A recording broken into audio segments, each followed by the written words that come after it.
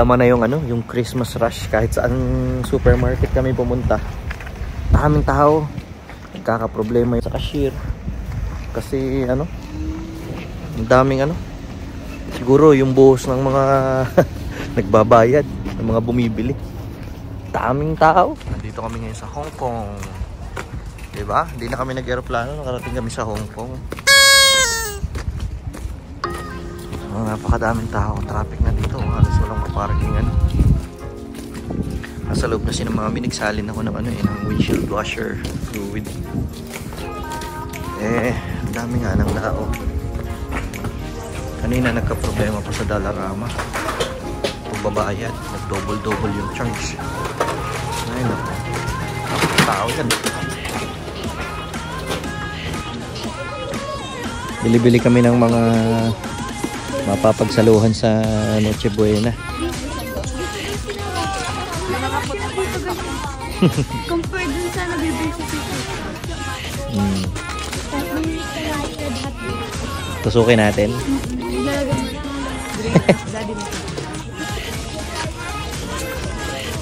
Ayan pala, mami. 24th ng gabi, bukas na yon.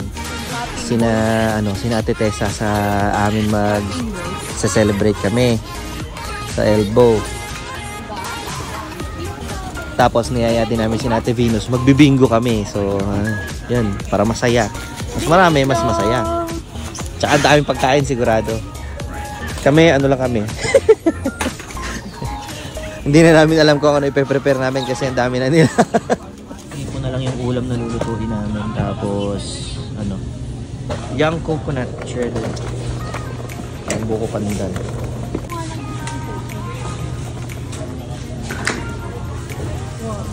Hanggang dito may frozen din to. Kamote. Ano yung kamote, no? Yung matamis na kamote yan. Ayan, no? Kano yan? Sweet potato. Sweet potato. 649 isang balot. Cook na siya. I-steam mo na lang.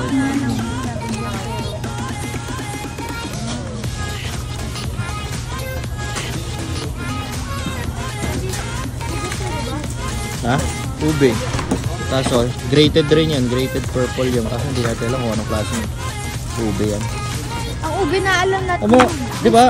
Mami, kung meron kang ganitong ube, lulutuin mo sa gatas at saka sa di ba? Pwede ka na rin. Ha? Gawa kaya tayo, no? Pwede namang i-ref yan eh. May margarine pa ba tayo sa bahay? Star margarine. Ilalagay nyo lang sa ibabaw. Gawa kaya tayo yan. Sige. Isa lang nito. Testing lang. Dalawa na. Sige, ako. Maghahalo ako. Yung. Yeah, testing lang. Daming subok ah. Anong kailangan natin dyan? Gatas. Ay di dagdagan mo yung gatas na binili namin. Gata. Walang gata. Pag nag-uubi kami, nilalagyan namin gata. Ay wag, may gata naman sa bahay. Ha? Daming tao. Sobrang sikip doon sa island. Costco naman tayo guys. Costco naman tayo. Ano to? Last trip na ba to? Costco naman? Sana. Let's Oh. go. Ang hirap dito talaga kapag ka may mga occasion no, talagang maiikot mo lahat eh. Maiikot mo lahat ng pamilya kasi iba-iba ng hanap eh. Bawat hinahanap mo na item may mas magandang bilhin sa ibang tindahan.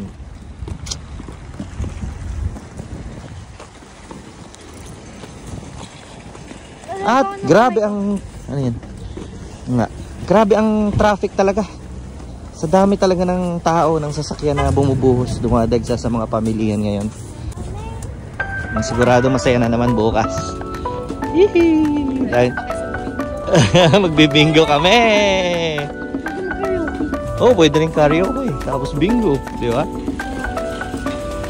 Hindi nga tayo pwede magpapaos. Go na, go na. Diyan, sabit ka muna, mamaya na kita yakyat. May nagpapashot dito sa kanto, shashot tayo.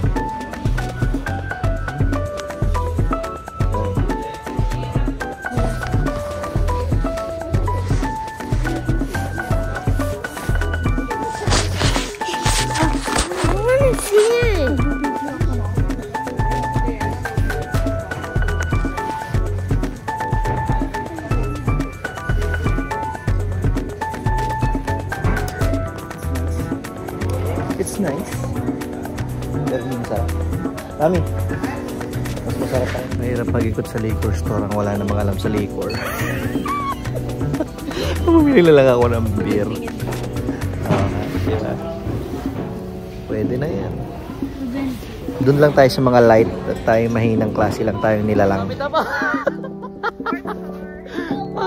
Last na to talaga, last na to. Ito naman tayo sa Safeway, may titingnan lang kami dyan. Tingin-tingin lang. Tingin lang ha?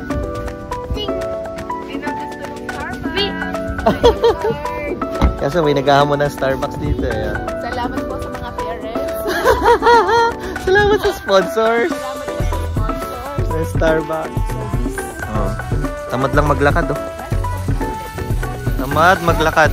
Napaka-slushy oh.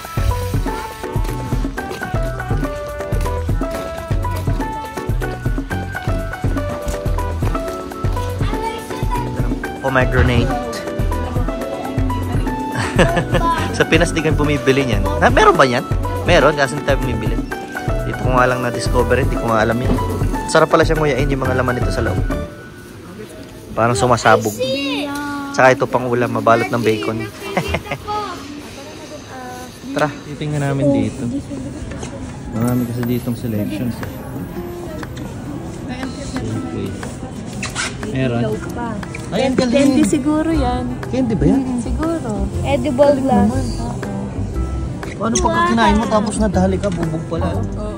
Ay, ito. Ewan ko kung candy nga yan. Ayun, plastic yan sa ibabaw. Yeah, edible lights. Plastic lang yan. Plastic. Yeah. It's like see-through lollipop with golden candy. Look at the bottom. It's chocolate on the bottom. Yeah, and look. On the top, it's lollipop. Special offer. Chocolate.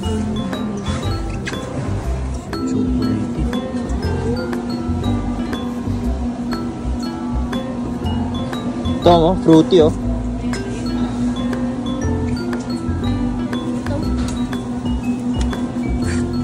Sarap kaya yan? Ito. Ito, strawberry. Ito, pa iba-iba. Cake. Cheese ba to? Ano yan? O milk to na? Milk. Johan. Johan. Pili kayo. Magkano yung ganyan? 60. Oo, 70. Oo. Tat maliit lang. Grabe yung prutas nito. Ang dami ah. Kiwi. At saka, kuya, anong berry yung nasa taas? Ha? Anong berry yung nasa taas? Kiwi, strawberry. Blueberry. Blueberry ba yan?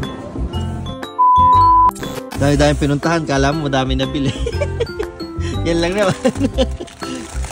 Ay, naku, nakauwi din sa wakas. Nilagay ko na yung beer ko sa fridge, guys. Pag di siya lumamig dyan, ayaw ko na. Diba?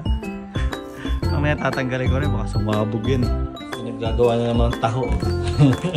Kada maliligaw ng TNT or Hong Kong. O, taho!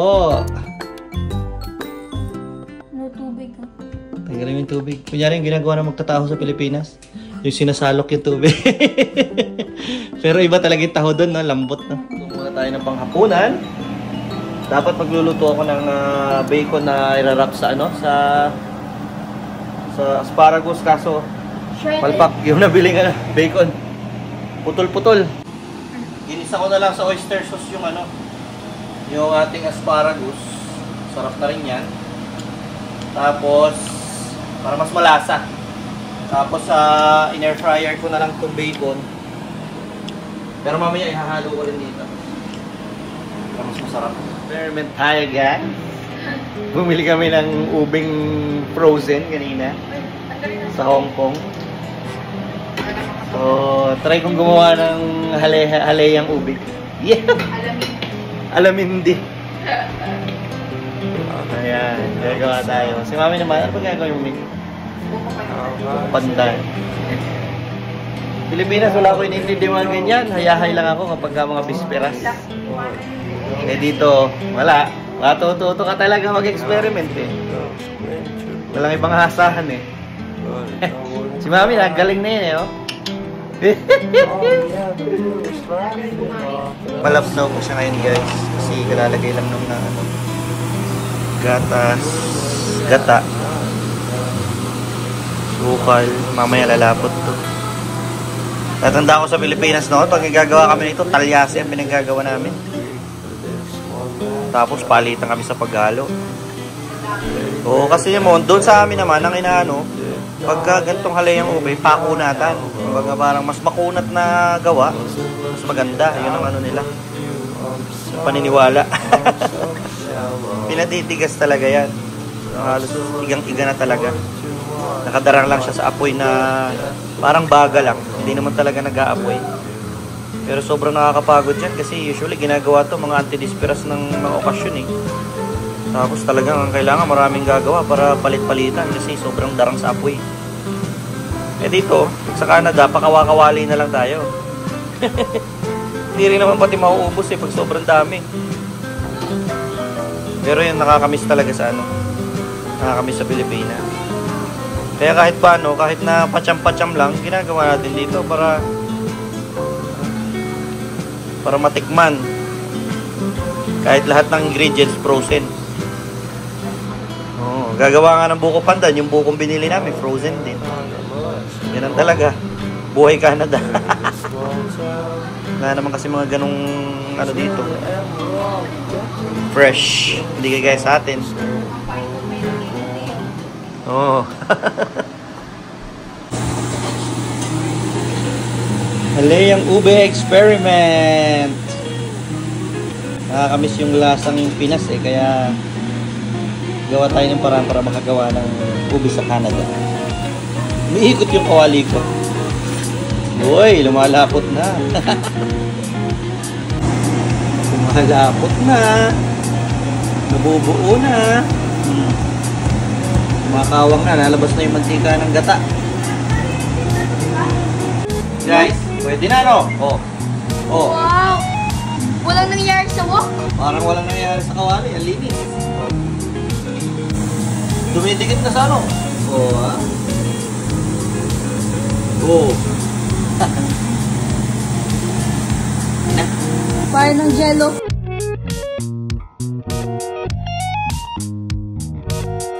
Yo. Yari na. Ito pa yung gula. Lalagay na lang yung gulaman.